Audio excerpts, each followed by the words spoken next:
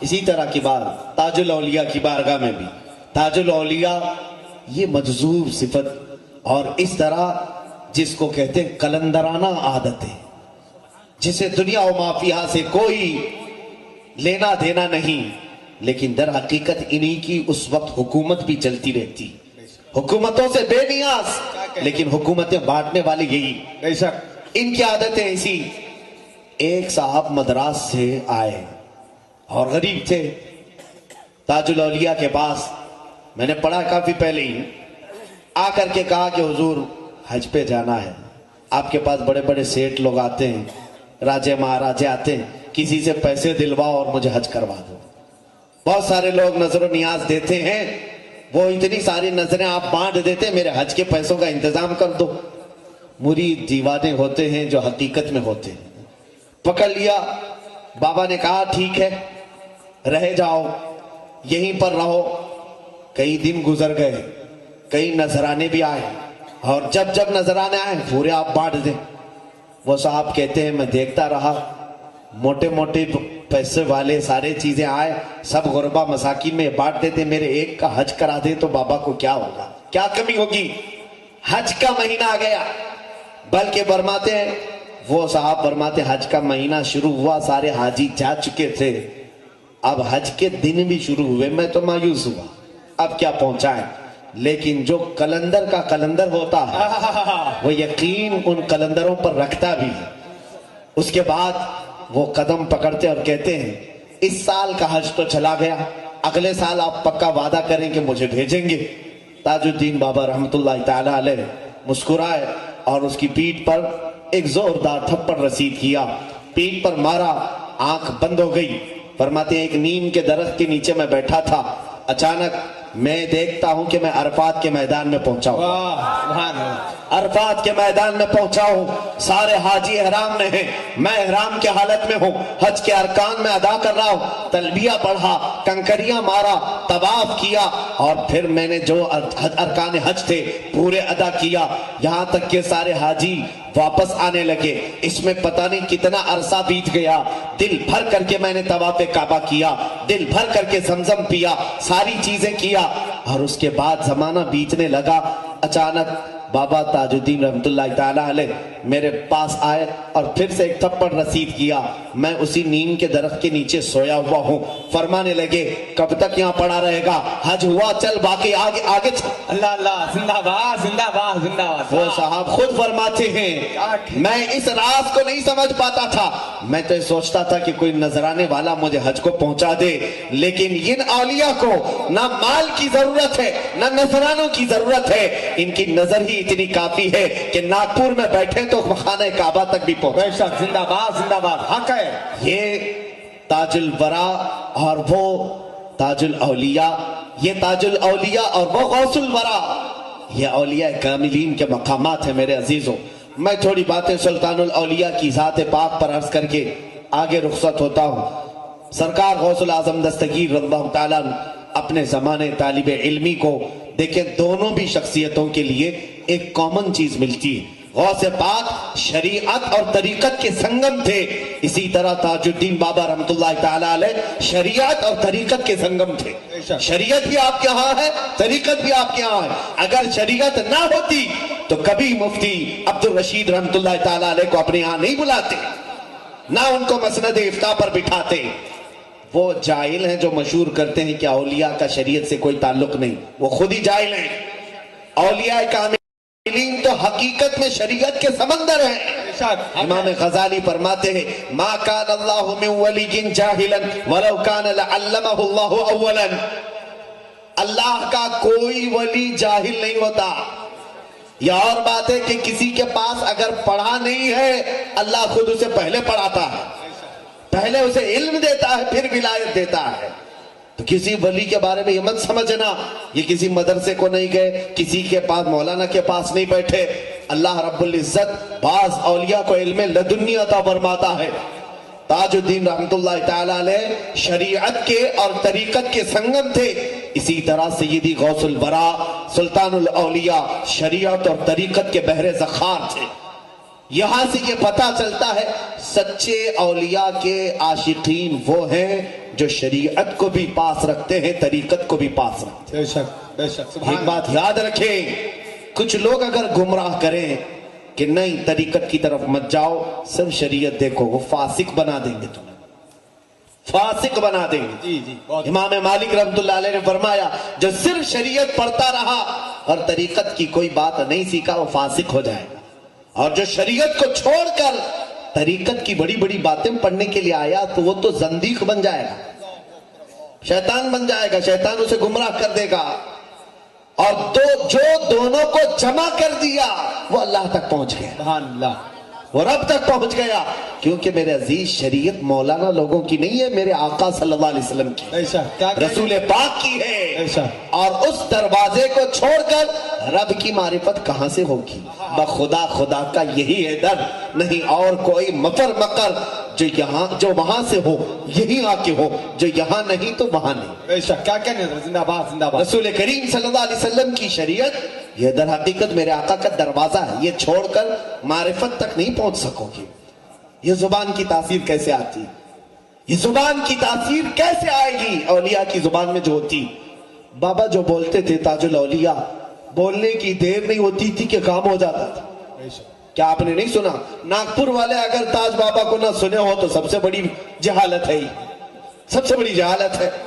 آپ جو فرماتے، حتیٰ کہ ایک عورت آئی، ایک صاحب ہیں، وہ کہتے ہیں میری بیوی بہت ہی بیمار ہوئی، لا علاج مرض میں مبتلا تھی، ڈاکٹروں نے کہا کہ جو کھائے کھلا دو پلا دو، ہو گیا اس کا ٹریٹمنٹ ختم ہو گیا۔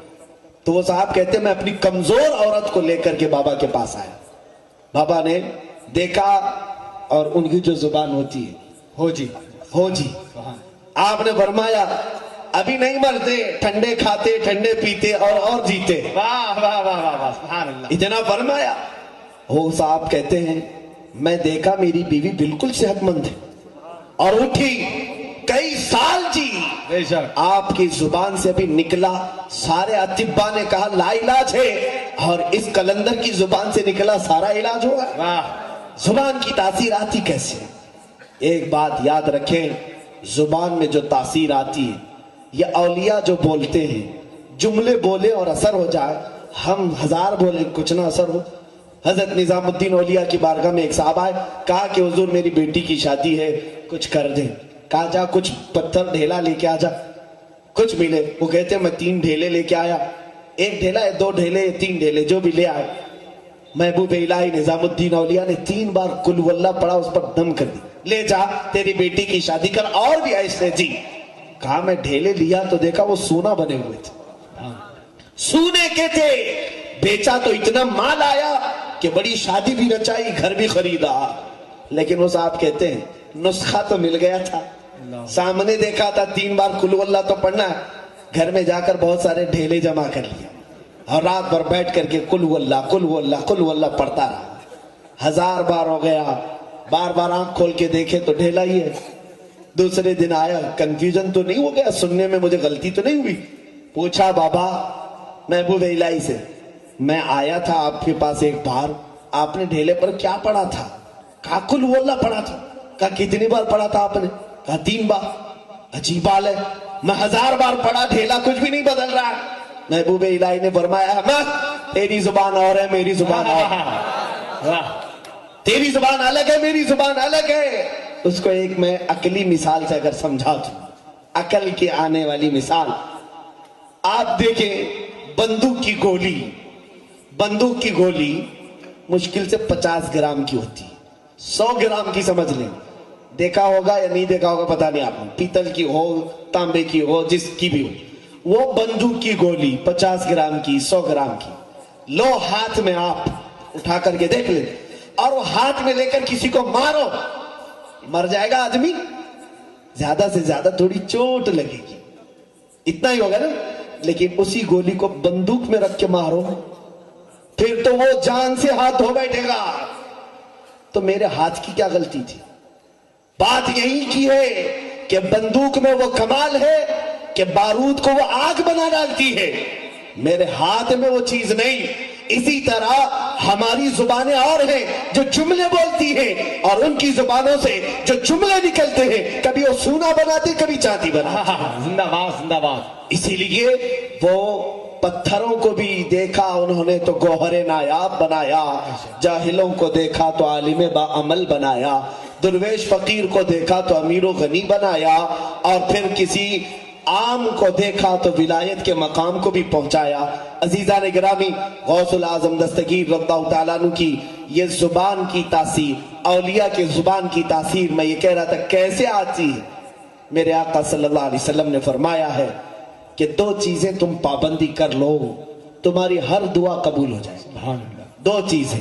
یہ ایک صحابی کو حضور نے تعلیم دی. انہوں نے پوچھا یا رسول اللہ کون سی چیز آپ بتا دیں.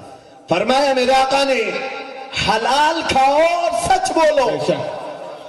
حلال کھاؤ سچ بولو.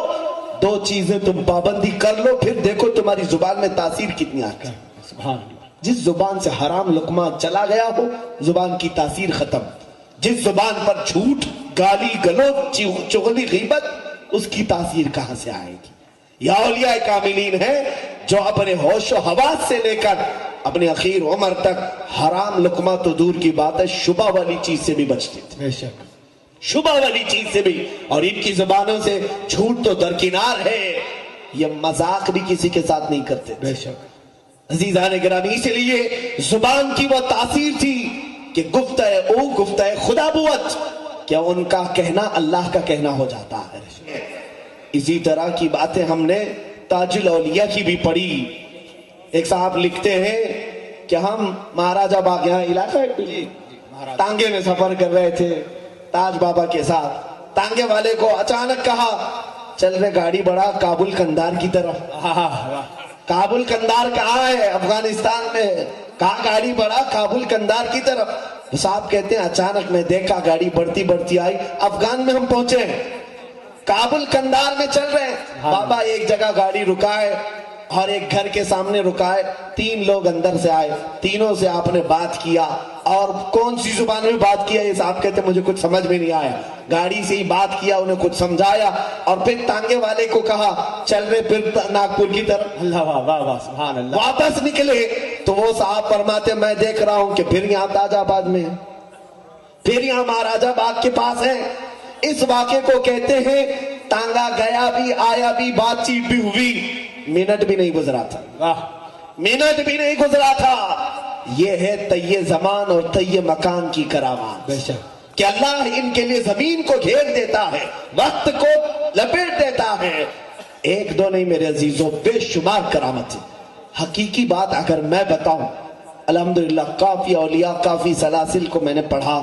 ہندوستان کے مشائخ اور اولیاء میں سرکار غریب نواز کی کرامات اور کچھ مشائخ چشت کی کرامات کے بعد سب سے زیادہ کرامات اگر میں نے کسی کی پڑھی ہے تو تاج الاولیاء کی. سبحان اللہ. حضور تاج الاولیاء رحمت اللہ تعالیٰ علیہ مجذوب تھے, لیکن ایک دن میں نہ جانے کتنی کرامات کا ظہور کرتے تھے. بے شک. ایک دن میں کتنی کرامات کا ظہور کرتے تھے.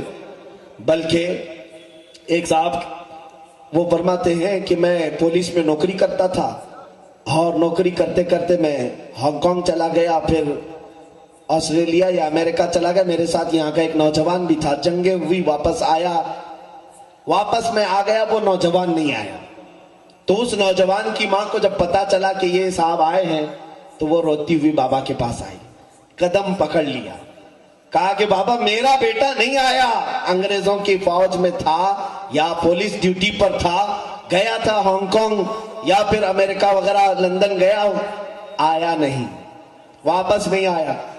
حضرت تاج بابا رحمت اللہ تعالیٰ علیہ سے وہ کہنے لگی جب تک میرا بیٹا دو گے نہیں میں یہاں سے جاؤں گی, جب تک نہیں لوٹاؤ گے میں نہیں جاؤں گی.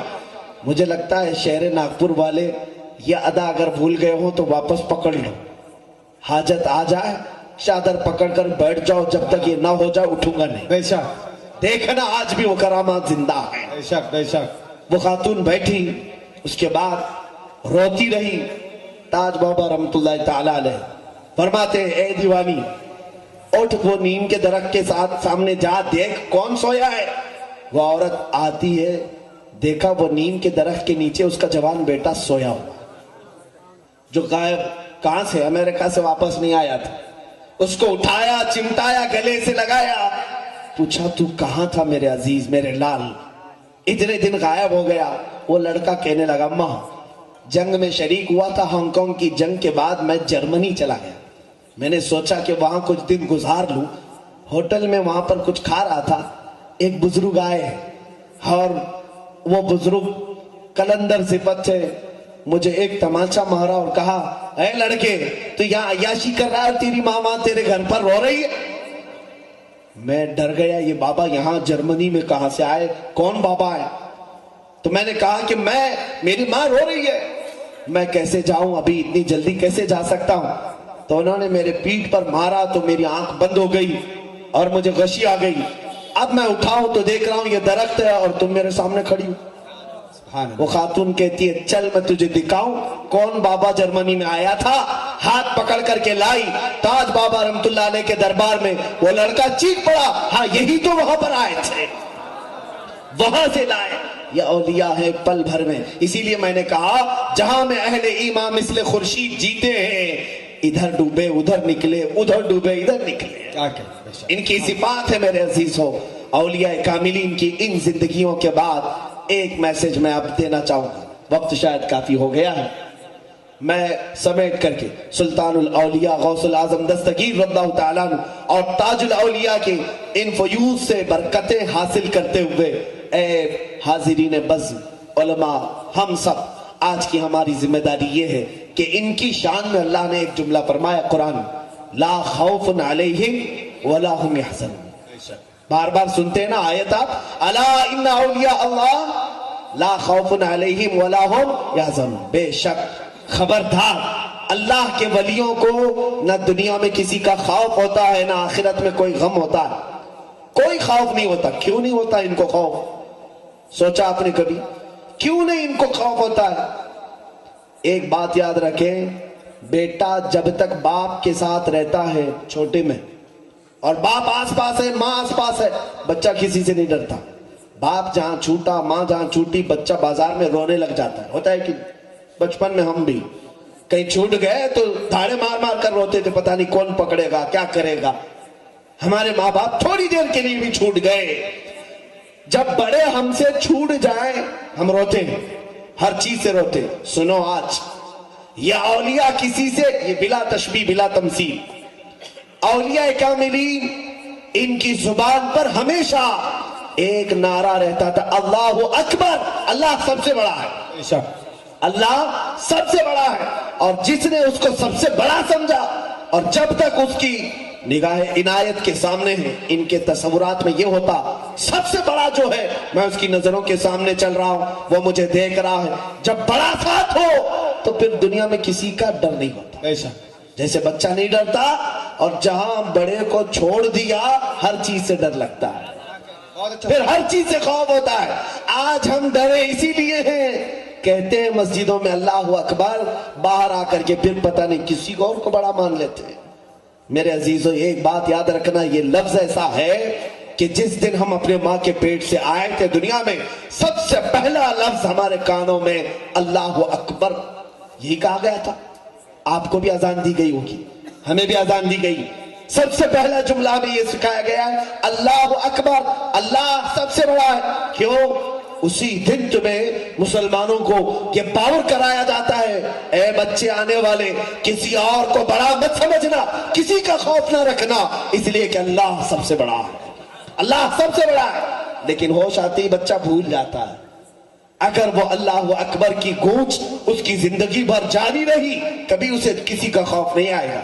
دیکھنا ہماری زندگی اللہ اکبر سے شروع ہوتی ہے, اور جنازے پر بھی امام سب سے پہلے اللہ اکبر ہی کہتا ہے. ہمارے جنازے پر اللہ اکبر کہہ کر کے ہی تکبیر باندھی جاتی ہے. دونوں زندگی کی شروعات اور زندگی کا اختتام اللہ اکبر پر ہے. یہ میں سمجھانا چاہتا ہوں, آج کسی اور کو بڑا نہ سمجھو. نشے میں چور اگر 5 سال کے لیے کوئی تخت مل گیا ہو کسی کو, وہ فرعون ہو سکتا ہے لیکن اللہ نہیں ہو سکتا. کیا کہتے ہیں؟ نمرود ہو سکتا ہے لیکن خدا نہیں ہو سکتا. بہت اچھا ہے حضرت. یاد رکھو ہم اللہ اکبر کہنے والے ہیں. کیا کہتے ہیں؟ ارے ہمارے درمیان مغل بادشاہوں میں سے نام کا اکبر آیا تو ہم اسے اکبر نہیں کہتے. تو اگر تم تو پورے پیدائشی نمرود نظر آتے ہو, ہم کیسے تمہیں اکبر مان لیں؟ بہت اچھا ہے. ہم کیسے اکبر مان لیں؟ ایک بات یاد رکھیں, مسلمان پیدائش سے لے کر موت تک اللہ کو اکبر کہتا ہے, اکبر. اور اتنا ہی نہیں, بچے کو کیوں یہ اذان سنائی گئی تھی؟ بتایا آپ کو کیوں؟ جب پیدا ہوئے تھے آپ, کیوں اذان سنائی گئی تھی؟ اس لیے کہ اے بچے ابھی سے عادت ڈال لے, ہر دن تجھے 5 بار یہ پکارا جائے گا. 5 بار اذانوں میں مؤذن پکارے گا تاکہ تجھے اس آواز سے وحشت نہ ہو, تجھے لگے کہ یہ تو وہی آواز ہے جو پہلے دن میں نے سنا تھا. سبحان اللہ. بے شک. یہ تو وہی آواز ہے. میں ان لوگوں سے کہتا ہوں جو اذانیں سن کر کے بھی غافل ہیں, اے نادانو تم اپنی پیدائشی آواز کو سن کر غافل ہو. پیدائشی آواز ہے تمہاری, یہ جس دن پیدا ہوئے تھے اس دن کی آواز ہے. اس اذان کا احترام کرو, جیسے پکارا جائے یہ سوچو میرے مولا نے مجھے بلایا, جلدی جانا ہے. جہاں بیوی بلاتی ہے تو دکان بند کر کے جاتے ہو, کوئی سیٹھ بلائے تو کام چھوڑ کے بھاگتے ہو, جب رب بلائے تو تم نہیں جا سکتے, رب بلائے تو نہیں جا سکتے. عزیزان گرامی, آج عمل کی بنیاد پر یہ میں بات ضرور کروں گا. یہ جتنا خوف اور ڈر ہمارے دلوں میں آ رہا ہے, امام غزالی لکھتے ہیں کہ 2 خوف ایک دل میں نہیں آ سکتے. 2 خوف ایک دل میں جمع نہیں ہو سکتے. یا تو تمہارے دل میں اللہ کا خوف آئے گا تو دنیا کا خوف نہیں آئے گا, اور اگر دنیا کا خوف ہے تو اللہ کا خوف نہیں آئے گا. اللہ سے نہیں ڈرو گے, پھر دنیا کا خوف اگر ہے تو اللہ کا خوف نہیں آئے گا. پتہ نہیں یہ کیا کر لے گا, وہ کیا کر لے گا, وہ مارے گا, یہ مارے گا, یہ سارے خوف رہیں گے, اللہ کا خوف نہیں آئے گا. اور جس کے سینے میں اللہ کا خوف ہو وہ تاج الاولیاء ہے, وہ غوث الورا ہے. وقت کے سلاطین کو بھی وہ ٹھوکروں پر رکھتے تھے, کچھ نہیں بگاڑ سکے ان کا. حکومتیں آئی گئی, سب بدلتی رہی. بلکہ ایک روایت تو میں نے یہ بھی پڑھا ہے, امریکہ کی سرزمین پر کوئی ایک صاحب تھے, وہ بابا کے بڑے عاشق تھے, آپ کی تصویر اپنے گھر میں لگائے ہوئے تھے. وہاں کام کرنے والا ایک دن کام کرتے ہوئے ڈر کے بھاگا. کام کرتے کرتے مالک نے بلا کر کے پوچھا کیا ہوا؟ کہا کچرا جھاڑ رہا تھا, وہ تصویر بات کر رہی ہے, وہ تصویر بات کر رہی ہے. تو وہ گھبرا گئے. وہ بابا کے جو مرید تھے وہ سمجھ گئے کہ ہاں وہ بات کیوں نہیں کرے گی, وہ قیامت تک بات کرے گی, قیامت تک بات کرے گی. یہ اولیاء کاملین جن کو اللہ نے یہ تصرف اور اختیار جو عطا کیا ہے میرے عزیزوں, انہوں نے اپنے خوف کو خشیت الہی سے بھرا تھا, رب کے خوف سے بھرا تھا. لوگوں کا خون چوس کر کے نہیں,